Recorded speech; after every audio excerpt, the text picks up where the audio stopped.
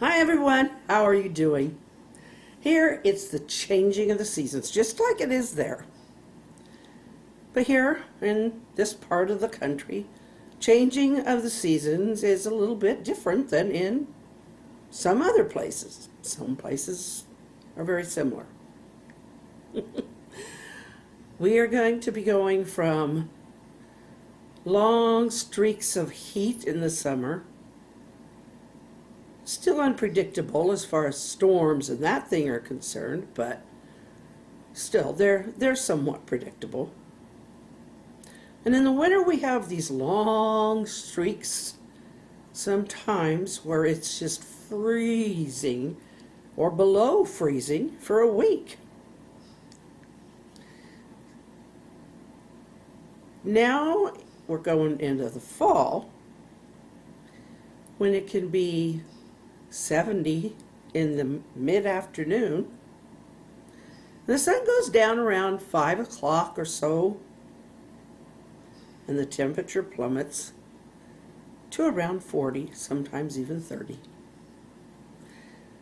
It's the in-between seasons, spring and fall. But this is fall. We're going to have a lot of other seasons involved too. We're going to talk about that. There's Thanksgiving, Christmas. Oh yes, we have Halloween coming up. We'll be back in just a minute. I'm going to talk to you about what is making me itch.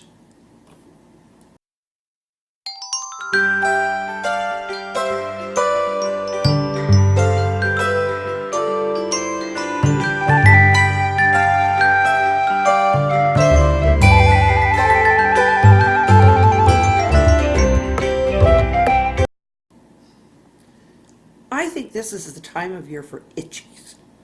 I'm not talking about allergy itches. I'm not talking about scratching your palm means money's coming thing. I'm talking about itches for change. We do, at least I do. I don't know about you, but it's that season where we just itch for change because there's so much renewal coming on. The weather is like I said, in this part of the country, we might be 60, 70 degrees or in the daytime when the sun's out, and it plummets down to 30, 40 degrees. Well, right now this time of year, about 40, but some nights 30s. And we've already had a freeze. It's early this year, but we've had one. More west and north, but still we were predicted to have, we had a little. So it's going to be time to bring all the plants in. They're already been brought in from outside. And we're making decorations, decorating our homes, and getting all Christmas stuff thought out, trying to get lists of what people want or what we're going to do different. Do we need a new tree this year? Maybe. What are we going to put on this tree? Are we going to keep all the same old decorations? Do we have enough decorations? If you're young, you might be looking for decorations, especially if you're setting up all new. But I'm having a little bit other kind of an itch added to all that. I'm itching to get back into my writing. I have finished that second book. It's been out on the market now for a few months, and I've been promoting it, which I'll continue to do, just as I continue to promote this one. These are the Charlie Bueller series. Yes, I'm going to be promoting myself. Are you kidding? Who Be Charlie B? And Finding Charlie, A Forbidden Romance. They take place in the early 1900s. Very early.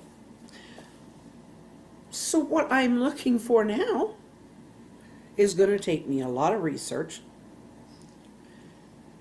And I think, like anything you do in life that you do well, it takes searching, researching.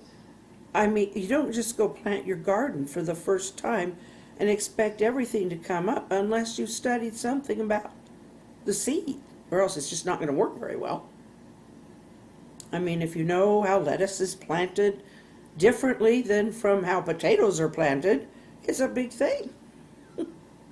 Well, it's the same thing with this.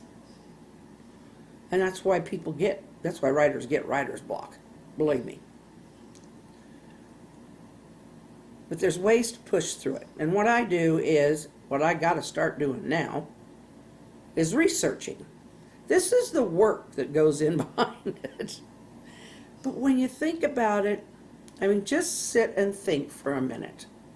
When did you start researching in your life? Did you start researching your ancestry? Did you start with a research report in school? No. I got news for you. You started researching from the day you were born. That's what little babies do. I mean, you get their first breath of air from the outside the womb. They get their first taste of mother's milk. They get their first, you had your first experiences. You learned so much within that first day of life, and you don't remember it. But it's ingrained in your memory now. You know how to breathe. Don't even have to think about it. You just know how. But that kind of research comes more naturally. So that's what I'm going to be doing as well as this. I'm not going anywhere. But this time, he's gone from 1905 and then into 1910 for the second book. And I'm going to start having to look up and study the pre-World War I years here at home. Here in the States. What was the atmosphere like? What was life like from 1910 to 1915 or 16? I think we got into the war around 1917. Something like that. Was it 1915 or 1917? I looked it up. I do have it in my notes. Thanks heavens for notes. But those are the things I'm going to be looking at. And I've got to find out what the local flavor was like, what the local character was like. I'm beginning to know Charlie's character very well. In fact, I told my husband a few years ago that if Charlie were alive now, he'd have some competition because of the way I've developed Charlie. He's a character in a book. That is something that's going to be a part of my life journey, as well as this for the next season. And once I get started into all of this research, then I got to start putting it together and try to do it in a very interesting way. Because I want to entertain you. I want you to buy them, but I want you to be entertained by them. I don't want to just put a bunch of pages out there and say, hey, I wrote a book, buy it, it's great. No, I want to make it good. So that's why, the research. And once I start writing, I keep on researching. And that leads me into the next thing. My research for here. And it involves you. I'm going to be gathering thank yous. We have Thanksgiving coming up in November. And I want to start the first day of November on through with at least one thank you every day. We can carry it on as long as we want, but at least through November. So I'm going to be thankful for a lot of things, especially with family. But I'm going to, I could say I am very thankful for my family. I can say that, and it's very, very true. I think I might be a little more specific as to what I'm thankful for with my family members. Because the older I get, I realize it isn't just that they're there. Each one has a special thing that I can be thankful for. Oh, and they have many, but I want to be at least specific about one thing for each member. Now, I'm not asking for that kind of specifics from you. I'm just asking that of me because I want to make sure I fill in the month.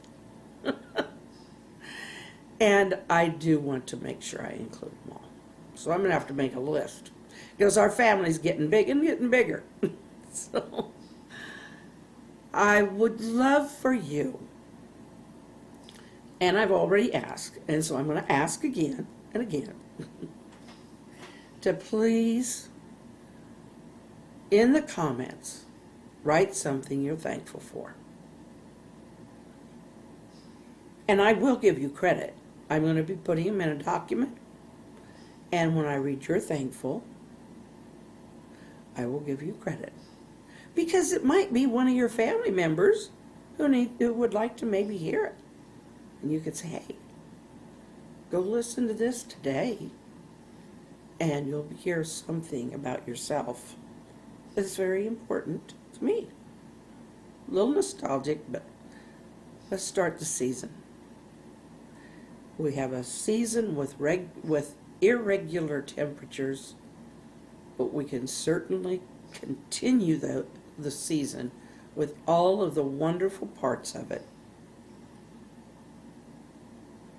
and raise those temperatures for ourselves into a very thankful level, a thankful temperature. Have we ever, I've never thought about that. I wonder what the temperature of a thankful is.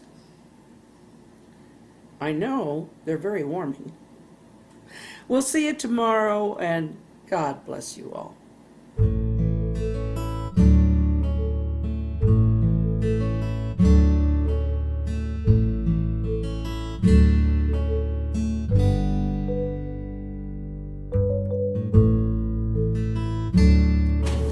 If you would like to help support this channel, as well as my writing and the research I need to do for the next book, just buy my books. That's the best way. Got it yesterday. It's got a flag on it even. Goodbye.